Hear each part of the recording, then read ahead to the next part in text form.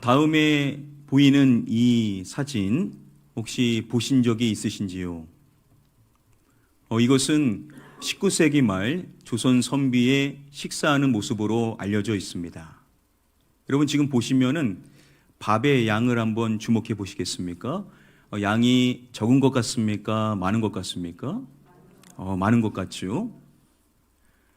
한 프로그램에서 당시의 식사의 모습을 재현해 주었는데요. 보시면은 밥량이 이렇습니다. 무척 많이 있죠?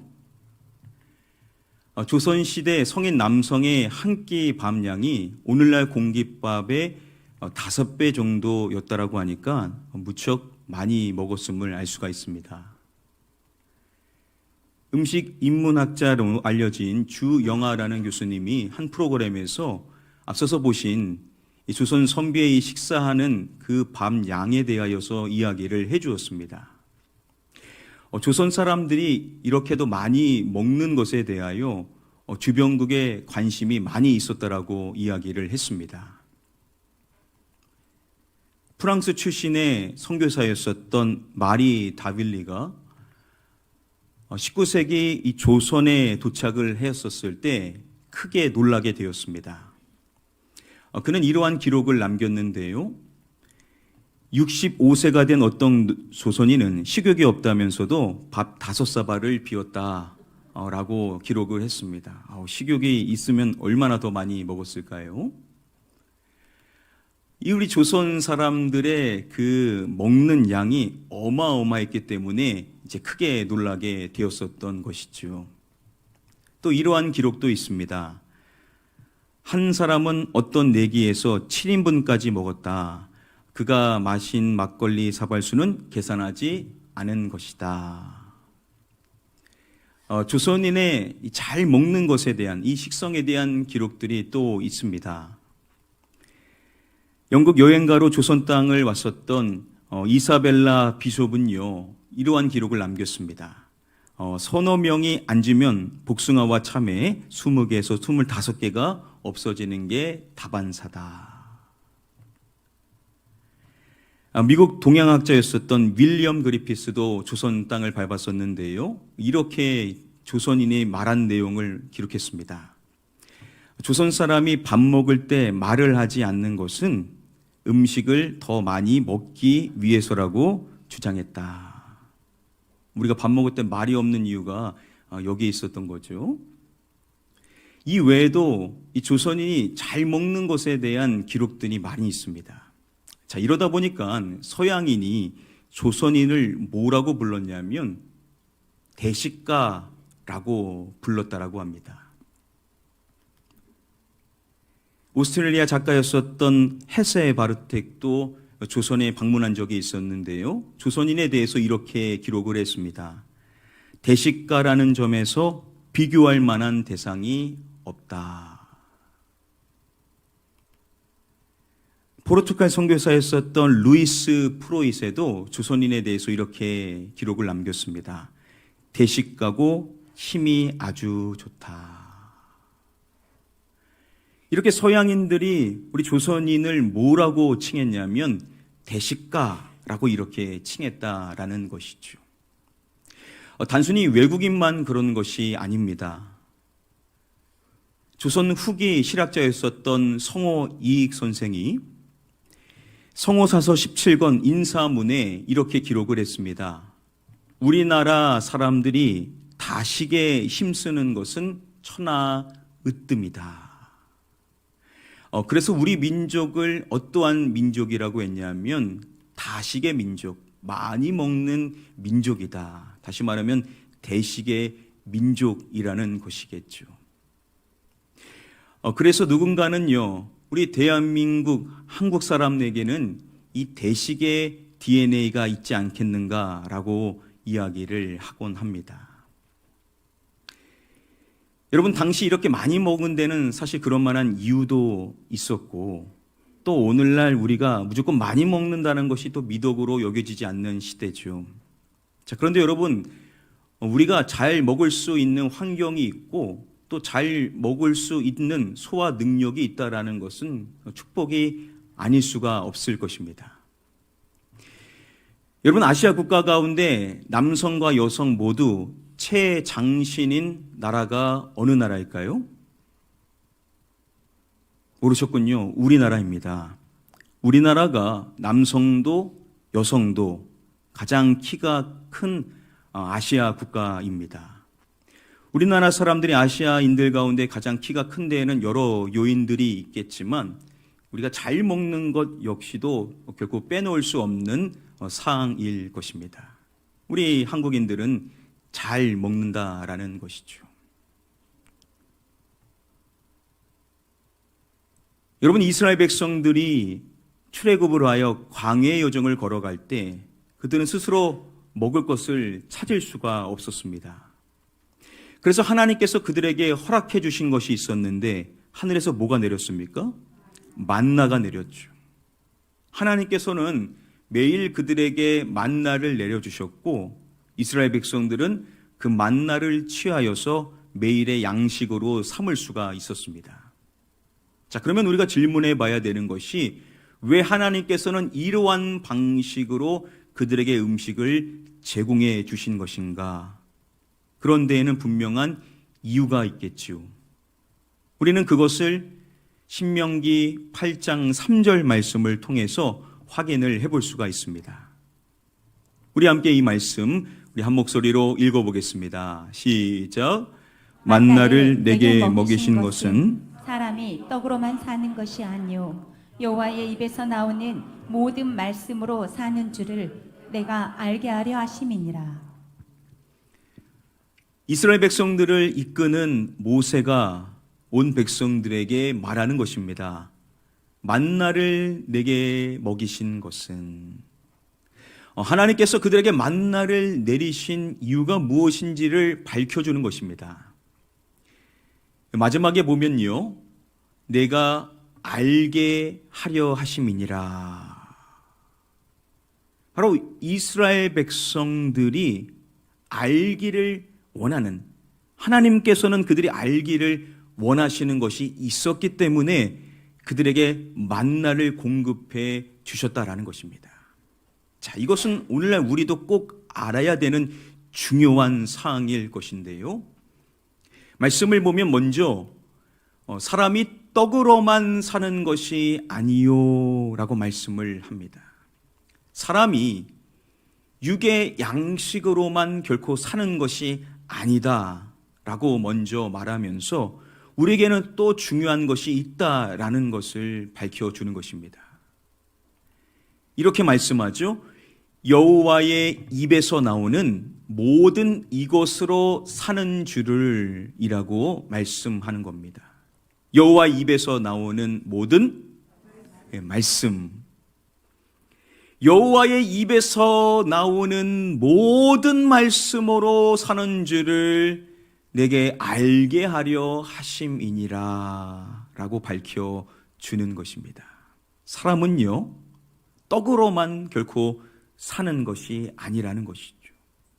우리가 육의 양식이 있어야만 살 수 있는데 또한 우리는 여호와의 입에서 나오는 모든 말씀, 하나님의 말씀으로 살아가야만 하는 존재다라는 것을 하나님께서는 우리도 알기를 원하신다라는 것이죠. 우리가 살아가기 위해서는 반드시 양식이 있어야만 합니다. 우리가 육의 양식을 늘 섭취하여 살아갈 수 있는 것처럼 우리에게는 또한 영의 양식이 있어야만 한다라는 것이겠죠. 그냥 사는 것이 아니라 우리가 잘 살기 위해서는 영의 양식 또한 있어야만 하는데 이 영의 양식이 하나님의 무엇이라는 겁니까? 바로 말씀이라는 것이죠. 저와 여러분들은 육의 양식뿐만 아니라 영의 양식인 하나님의 말씀으로 살아가야 될 줄 믿습니다. 자, 그러면 우리가 하나님의 말씀을 늘 공급받아 그 자양분으로 영적 영향력이 풍성한 삶을 살아가야 되는 것인데, 자, 그러면 우리는 무엇으로 하나님의 말씀을 얻을 수가 있는가? 첫 번째로 말할 수 있는 것이 기록된 말씀입니다. 여러분, 기록된 말씀이 뭐겠습니까? 바로 성경을 말하는 것이죠. 우리는 기록된 말씀인 성경을 통하여서 이제 하나님의 말씀을 얻을 수가 있는 것이겠죠. 조선 땅에 선교사로 왔었던 많은 선교사들이 조선의 기독교, 우리 한국 기독교인들에 대하여서 이렇게 이야기를 했습니다. 이 땅에서 발전되고 있는 기독교는 출중하게도 성경 기독교이다. 복음 전도자들이 전도하기 위해 가져가는 것은 성경이다. 믿어지고 있는 것은 하나님의 말씀이며 그것에 의해 사람들이 구원받고 있다. 한국 기독교인들이 매일 먹고 마시는 양식은 성경이다. 성경은 이 땅에 사는 수많은 사람들의 정신적이고 영적인 자양분 중에서 가장 중요한 자리를 차지하고 있다. 조선의 선교사로 왔었던 많은 선교사분들이 증언해 주는 것이 한국 기독교인들이 매일 먹고 마시는 양식은 바로 성경이었다라는 겁니다. 그것이 우리 한국 기독교인들의 정신적이고 영적인 자양분이었다라는 거죠. 그래서 우리 한국 기독교인들을 그들이 뭐라고 불렀냐면 성경을 사랑하는 사람들이라고 불렀었을 정도입니다. 얼마나 성경을 사랑했으면 그 성경을 늘 가까이 하고 그 말씀을 늘 읽고 사모하며 살아가는 우리 한국의 기독교인들이었다라고 이야기를 했었던 것입니다.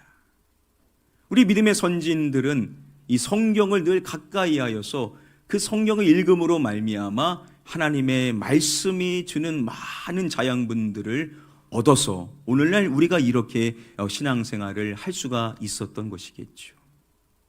자, 이렇게 하나님의 말씀을 우리가 기록된 말씀인 성경을 통해서 얻을 수 있는데 성경을 통해서만 얻을 수 있는 것은 아니죠. 또 제시되어지는 것이 선포된 말씀입니다. 여러분, 선포된 말씀, 이걸 뭐겠습니까? 바로 설교를 칭하는 것이 선포된 말씀이죠.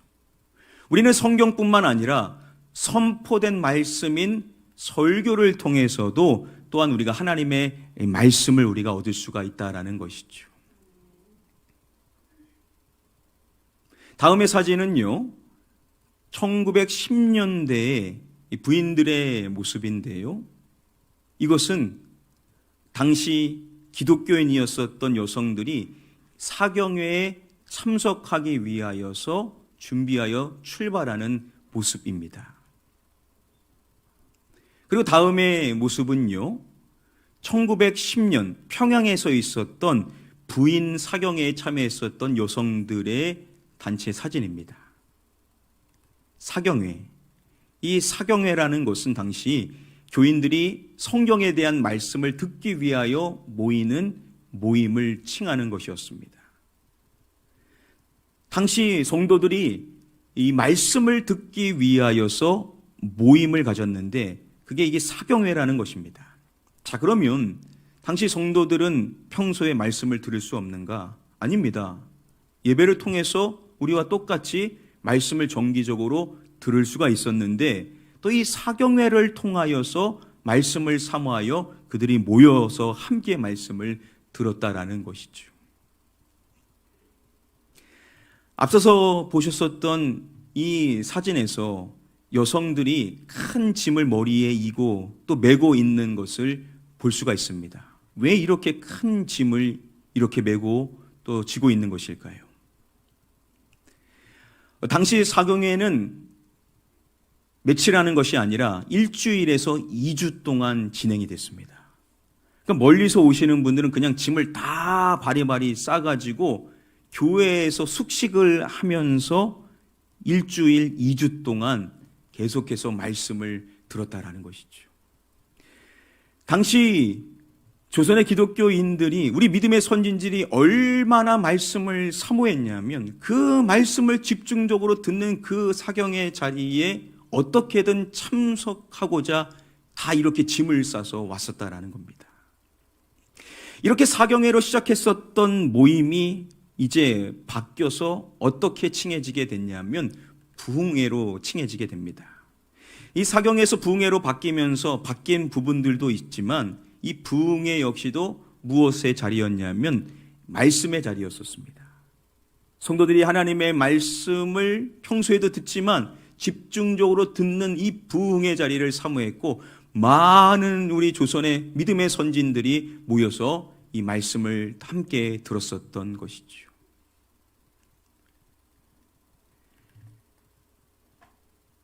여러분, 우리 믿음의 선진들이 가식에 힘쓰는, 가식을 하는 데 있어서 으뜸이었었던 그 부분이, 그 DNA가 있어서 가식의 민족, 대식의 민족으로서 그 DNA가 정말 있다라고 한다면 오늘날 영적으로도 이것이 적용이 되지 않겠냐라는 것이겠죠. 항상 말씀을 듣고 읽고 사모하는데, 또 사경회와 부흥회의 자리를 사모하여 그 긴 기간 동안 말씀을 집중적으로 먹었었던 우리 믿음의 선진들이 영적 대식가로서 그 말씀을 다 소화할 수 있었다면, 오늘날 그 믿음을 이어받은 우리에게도 그러한 영적 대식의 DNA가 왜 없겠냐라는 것이죠. 그래서 오늘날 우리 성도님들도 보면 말씀을 읽기를 즐거워하고 또 말씀 듣는 것을 사모하는 그 모습이 있는 것이 우리가 원래 그러한 모습을 이어받았었던 것으로도 이해를 해볼 수가 있을 것입니다.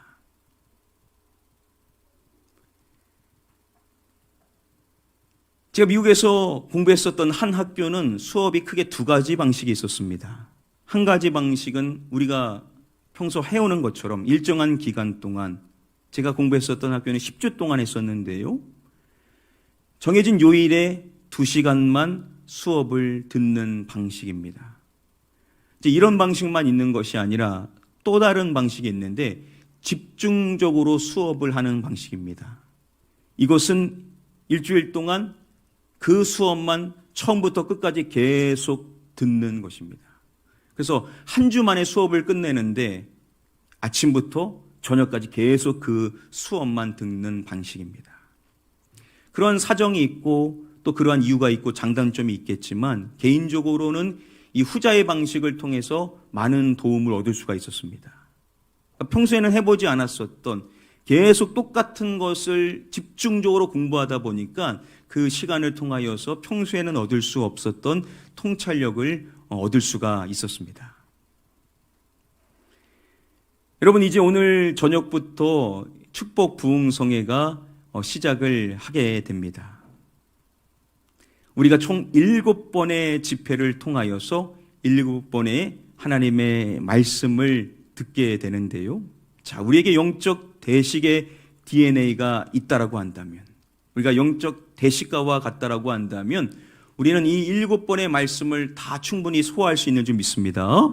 우리가 말씀을 사모하여서 이 주어지는 말씀을 통하여서 다시금 우리가 힘을 얻고 영적 장분을 얻어서 우리가 영적으로 성장해야만 될 줄 믿습니다. 우리가 평소에도 말씀을 늘 듣고 또 읽지만 우리에게 주어진 이 축복의 자리에서 우리가 충분히 또 말씀을 듣고 그 말씀을 통하여 믿음이 자라날 수 있을 것인데, 자, 우리가 말씀을 들음에 있어서 우리가 본받아야 될 점을 오늘 본문 말씀인 사도행전 17장 11절 말씀을 통해서 교훈을 얻을 수가 있습니다. 우리 함께 말씀 한 목소리로 읽어보겠습니다. 시작. 베레아에 있는 사람들은 데살로니가에 있는 사람들보다 더 너그러워서 간절한 마음으로 말씀을 받고 이것이 그러한가 하여 날마다 성경을 상고함으로. 베레아에 있는 사람들을 이야기하고자 하는 것인데요, 그런데 그들만 말하는 것이 아니라 데살로니가에 있는 사람들도 같이 말하는 겁니다. 지금 이 말씀은 이 두 무리의 사람들을 비교하고 있는데, 두 사람들 가운데 누가 낫다라고 하냐면 베레아의 사람들이 낫다라고 말합니다. 굳이 이렇게 비교를 하는 것은 그것을 통하여 우리에게 중요한 교훈을 주기 위함이겠죠. 그 부분은 어떠한 부분이었냐면 바로 말씀을 받을 때, 다시 말하면 설교를 들을 때, 메시지를 들을 때의 차이점이었습니다. 그 점에 있어서 베레아에 있는 사람들이 더 나았다라는 것이죠. 자, 그들은 어떻게 말씀을 받았냐면 이러한 마음으로 말씀을 받고라고 밝혀줍니다. 어떠한 마음이요? 간절한 마음을 말합니다. 이 베레아에 있는 사람들은요, 간절한 마음으로 말씀을 받았다라는 것이죠. 당연히 그만큼 더 은혜를 받지 않았겠습니까? 그들이 이렇게 간절한 마음으로 말씀을 받은 그 이유가 무엇인지를 앞서서 말하기를 더 너그러워서라고 번역을 하고 있습니다. 이 너그러워서라는 이 헬라어 원어의 개념 가운데는 더 호의적인 호의를 갖고 열린 마음이라는 의미도 포함하고 있습니다.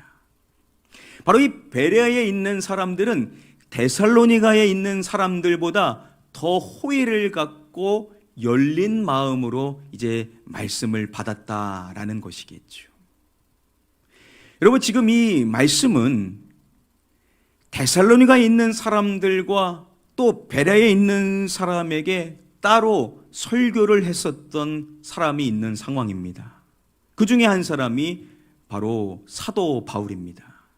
위대한 사도인 사도 바울이 데살로니가에 있는 사람들에게도 설교했었고 베레아에 있는 사람들에게도 설교를 했었는데, 베레아에 있는 사람들은 더 호의를 갖고 열린 마음으로 설교를 들음으로써 더 은혜를 받을 수가 있었다라고 밝혀주는 것이죠.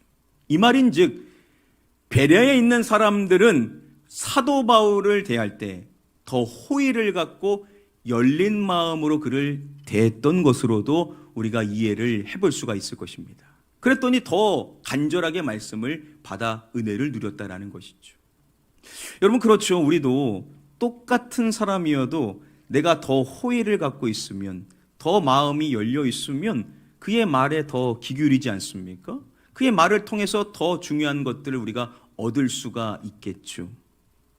이렇게 베레아에 있는 사람들이 칭찬을 받는 것이 말씀을 전하는 그 사람도 물론 중요하지만 듣는 자가 더 호의를 갖고 열린 마음으로 그 말씀을 받았기에 간절하게 말씀을 받아 은혜를 누렸던 그 점을 칭찬하고 있다는 겁니다. 자, 그러면 여러분, 이제 오늘부터 우리가 축복 부흥성회로 7번의 설교 말씀을 듣게 되는데, 하나님께서 보내주신 사자 목사님이신 이 도강록 목사님이 말씀을 전해주실 때 기왕이면 우리도 더 호의를 갖고 열린 마음으로 말씀을 받으면 더 큰 은혜가 임하게 될 줄 믿습니다. 그러니까 여러분들께서 하나님의 사자가 말씀을 전해주실 때 의심의 눈초리로 말씀을 듣게 되면 그만큼 우리가 마음이 다치겠죠. 그런데 더 호의를 갖고 열린 마음으로 말씀을 받게 된다면 하나님께서 예배해 놓으신 많은 은혜들을 우리가 누리게 될 줄 믿습니다. 오늘 바로 그러한 점에 대하여서 베레아에 있는 사람들을 칭찬하는 것인데, 한 가지 또 다른 점도 칭찬하고 있습니다. 우리 다시 한번 본문 말씀 한 목소리로 읽어보겠습니다. 시작. 베레아에 있는 사람들은 데살로니가에 있는 사람들보다 더 너그러워서 간절한 마음으로 말씀을 받고 이것이 그러한가 하여 날마다 성경을 상고함으로. 그들이 간절한 마음으로 말씀을 받았음을 말하고 마지막에 이어서 이렇게 말합니다. 이것이 그러한가 하여 날마다 이것을 상고함으로. 뭘 상고했다라고 합니까? 성경을 말하는 것입니다. 이들이 정말 그것이 그러한가 하여서 날마다 성경을 꼼꼼하게 살펴보며 읽었다라고 이야기를 하는 것입니다. 그러니까 이들이 설교만 잘 들은 것이 아니라 설교를 잘 듣고 집으로 돌아와서 성경을 통하여서 결국 뭘 한 것이냐? 복습을 했었던 겁니다. 우리가 공부하는 것도 그렇지 않습니까? 수업을 잘 들은다고 다 공부를 잘하는 것이 아니죠. 수업하는 것을 복습할 때 그것이 내 것이 되고 그것을 통하여서 내가 지식적으로 더 충만해질 수가 있는 것처럼 베레아에 있는 사람들은 설교를 간절한 마음으로 받고 돌아와서 복습을 함으로써 그 말씀을 이제 자신의 것으로 삼을 수가 있었다라는 것이겠죠. 자, 그런데 많은 교육 전문가들은 또한 이것만한 학습법이 없다고도 말합니다. 예습에 대해서도 강조를 합니다. 복습만큼 또한 중요한 것이 있다면 예습임을 말합니다. 미리 준비해 온 학습자가 그 수업을 통하여서 더 많은 것을 얻을 수 있다라고 전문가들이 강조를 하는 것입니다.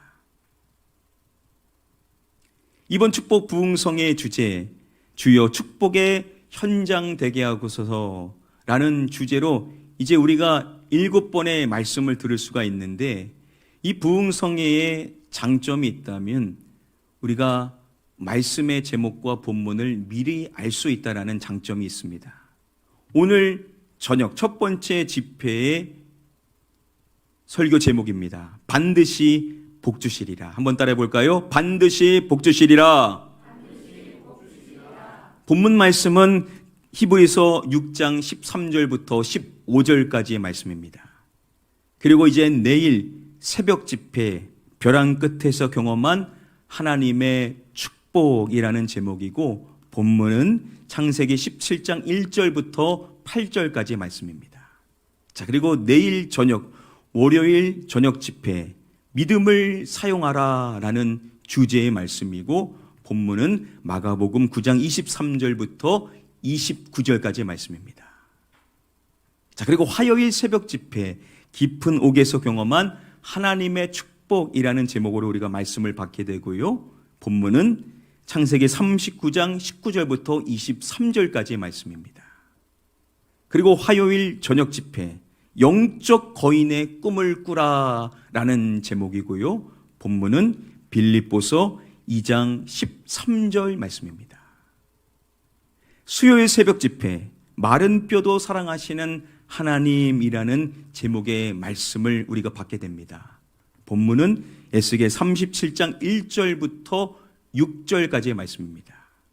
그리고 마지막 수요일 저녁 집회 언어를 생명처럼 여기라라는 제목의 말씀입니다. 본문은 민수기 14장 28절 말씀입니다. 여러분, 이렇게 우리가 7번의 집회의 설교 제목과 본문을 알 수 있다는 것은 우리가 뭘 할 수 있다는 겁니까?